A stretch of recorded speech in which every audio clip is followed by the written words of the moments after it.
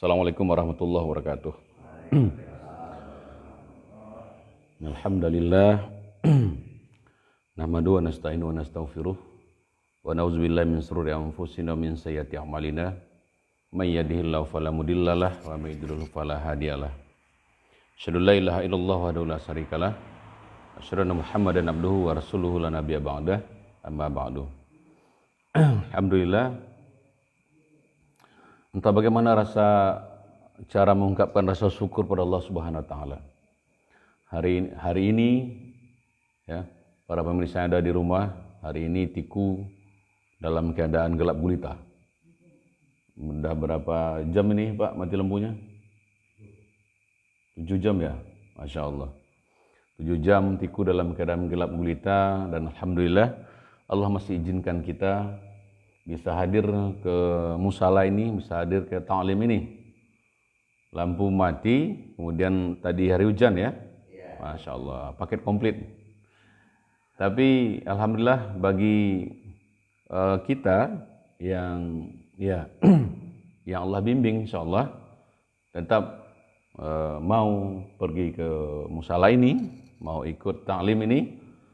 Dan setelah ini saya akan bercerita tentang bagaimana seorang Abdullah Umi Maktum yang buta, Bapak Ibu, buta, tapi tetap pergi ke masjid dan ada makhluk gaib yang membimbingnya ke masjid. Nanti saya ceritakan siapa makhluk gaibnya dan apa alasan Abdullah Umi Maktum dibimbing ke masjid seperti itu.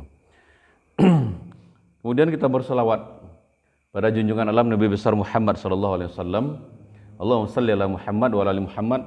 Mudah-mudahan tercurah limpah segala keberkahan, rahmat, kasih sayang Allah kepada junjungan kita Nabi Muhammad sallallahu alaihi wasallam, dan terus kita berharap bermohon pada Allah Subhanahu wa taala, mudah-mudahan diri kita yang banyak dosa ini, banyak maksiat ini, mudah-mudahan kelak Allah izinkan bisa bertemu dengan Rasulullah, bisa mendapat syafaat dari beliau di yaumil akhir pada saat di hari yang teramat panas, yang tidak ada perlindungan kecuali perlindungan dari Allah Subhanahu wa taala, kita mendapat syafaat dari beliau.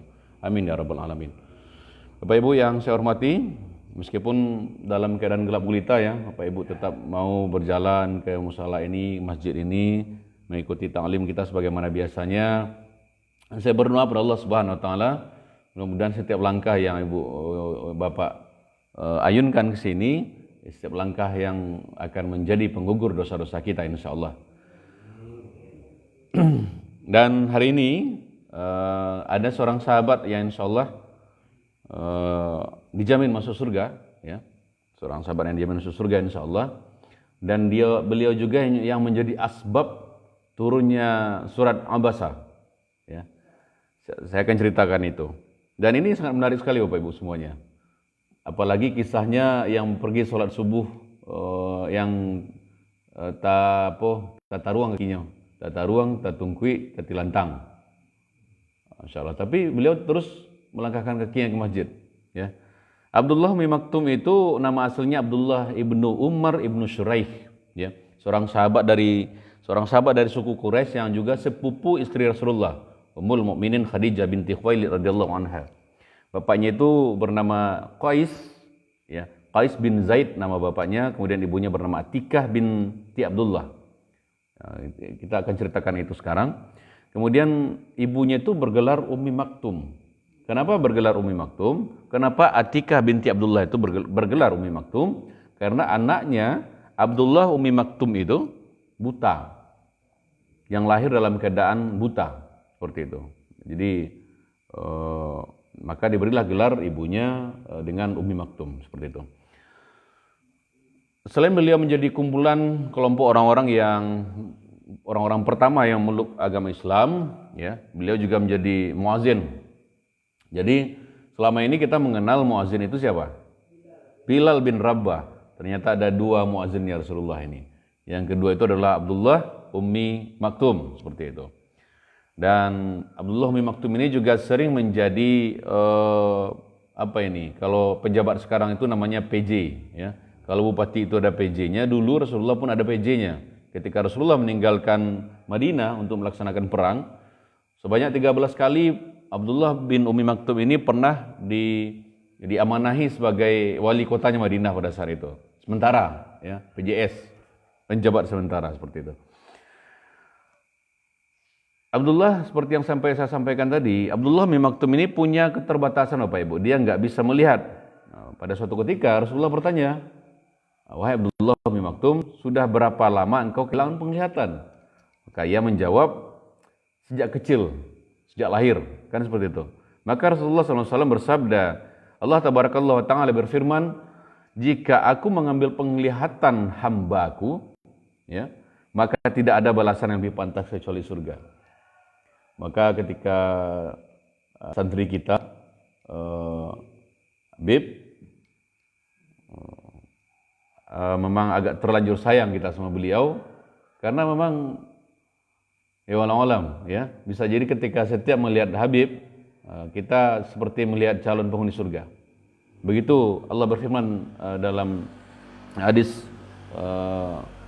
muttafaq alaih, ya.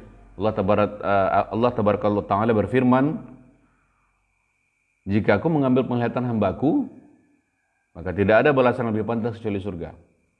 Maka melihat perkembangan Habib yang senantiasa mau menghafal itu, dan ternyata Masya Allah, ya, Habib itu beda dengan yang lain. Ingatannya itu Allah berikan lebih. Betul ya? Saya tidak menyangka beliau bisa menghafal An-Naba itu hanya dalam waktu seminggu atau 2 minggu, insyaallah. Saya meyakini insyaallah Habib kalau dia terus konsisten, meskipun dia tidak bisa melihat, santri kita, Bapak Ibu semuanya, tapi alhamdulillah hafalannya bagus, ya.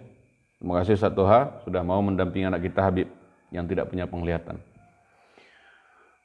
Tapi Allah Subhanahu wa Ta'ala memberikan keistimewaan kepada Abdullah bin Umi Maktum. Yang pertama, selain keistimewaannya menjadi seorang muazin, ya, Abdullah bin Umi Maktum juga merupakan orang kepercayaan Rasulullah. Seperti yang saya bilang tadi, orang ketika Rasulullah pergi berangkat perang, ya, Abdullah bin Maktum pernah setidaknya 13 kali mengangkatnya sebagai wali kota sementara di kota Madinah. Tentu Rasulullah mengangkat seseorang menjadi wakilnya, wali kotanya, meskipun sementara, tentu adalah orang-orang yang punya kapabilitas, keilmuan, dan kematangan jiwa yang sudah bagus sekali seperti itu. Nah, keistimewaan lainnya adalah Allah Ta'ala menjadi saksi bahwa Abdullah bin Umi Maktum adalah seseorang yang sangat mencintai Al-Quran dan Sunnah Nabi-Nya. Bapak Ibu, salah satu asbab Rasulullah ditegur oleh Allah Subhanahu Wa Ta'ala di surat An-Naba adalah karena Abdullah bin Umi Maktum. Nanti akan saya ceritakan gimananya. Sebelum saya sampai pada cerita itu, saya ingin membahas masalah yang tadi, ya. Bagaimana Abdullah bin Umi Maktum tadi pernah mengikuti pengajian Nabi Muhammad SAW di sebuah masjid. Dalam pengajian tersebut Rasulullah menyampaikan kewajiban setiap muslim yang mendengarkan azan agar segera menunaikan salat ke masjid. Abdullah merupakan penyandang, ya, dia nggak bisa lihat, penyandang disabilitas, ya kan? Dan pertanyakan masalah itu kepada Rasulullah, ya Rasulullah, apakah saya juga diwajibkan ya Rasulullah? Saya kan buta ini ya Rasulullah. Apakah saya diwajibkan juga salat subuh itu ke masjid? Bisa nggak saya di rumah salat subuhnya? Apa Rasulullah menjawab, wahai Abdullah bin Maktum, apakah engkau mendengar suara azan? Iya, jawab Umi Maktum, saya mendengarnya ya Rasulullah. Maka Rasulullah SAW memerintahkan agar tetap pergi ke masjid. Abdullah bisa melihat apa enggak? Enggak bisa. Berarti dia ke masjid itu jalannya meraba-raba. Pasti orang yang buta itu jalannya pelan, betul ya? Tapi kata Rasulullah, apakah engkau bisa mendengar suara azan? Dulu tidak ada pengeras suara loh Pak. Dulu tidak ada mic sound system kayak seperti sekarang. Artinya, Masya Allah, Alhamdulillah, hidup lagi ya? Alhamdulillah. Nah, jadi sejak saat itulah Abdullah selalu rajin bergegas ke masjid setelah mendengar azan. Ya, meskipun dalam kondisi fisik yang terbatas, nggak bisa melihat. Namun suatu ketika, pada saat ini peristiwa menariknya, ya, insyaallah, screenshot. Suatu ketika pada saat Abdullah bin Maktum pergi ke masjid, tiba-tiba dalam perjalanan dia tersandung. Apa bahasa awak itu? Tersandung kau? Tantuk. Tantuk bukan kepala, bukan ya, kaki dia tantuk ya. Suatu ketika Abdullah bin Umi Maktum tantuk kakinya, tata ruang. Kemudian dia tersandung ya, bahasa kerennya tersandung, kemudian mengeluarkan darah kakinya. Akan tetapi alih-alih balik ke rumah lagi, dia teruskan melangkah kaki ke masjid. Keesokan harinya Abdullah kembali menuju masjid untuk menunaikan salat dengan luka di kakinya akibat tersandung. Mencegak kakinya tuh ya. Menariknya, selama beberapa hari ada seseorang yang membantunya. Ada yang membimbing Abdullah bin Umi Maktum pergi ke musala. Siapa dia? Penasaran Abdullah bin Umi Maktum. Kan gak bisa lihat. Hanya dia tahu seseorang sedang membimbing tangannya ke masjid. Dia bertanya, "Wahai saudaraku, siapa namamu?" Suatu ketika, karena sudah sering dibimbing oleh seseorang tersebut, "Wahai saudaraku, siapa namamu? Aku ingin mengetahui agar aku bisa mendoakan pada Allah untuk keselamatanmu." "Apa untungnya bagimu menanyakan namaku?" kata seseorang yang membimbing tangan Abdullah tadi. "Aku tak mau engkau doakan." Begitu kecil ya. "Untuk apa engkau tahu namaku? Aku enggak butuh engkau doakan."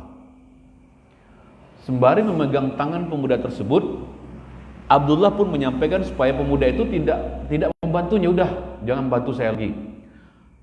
Kamu jangan bantu saya lagi, karena kamu enggak mau aku doakan," ucap Abdullah. Akhirnya pemuda tersebut memperkenalkan diri. "Wahai Abdullah Umi Maktum, ketahuilah, sesungguhnya aku ini adalah iblis."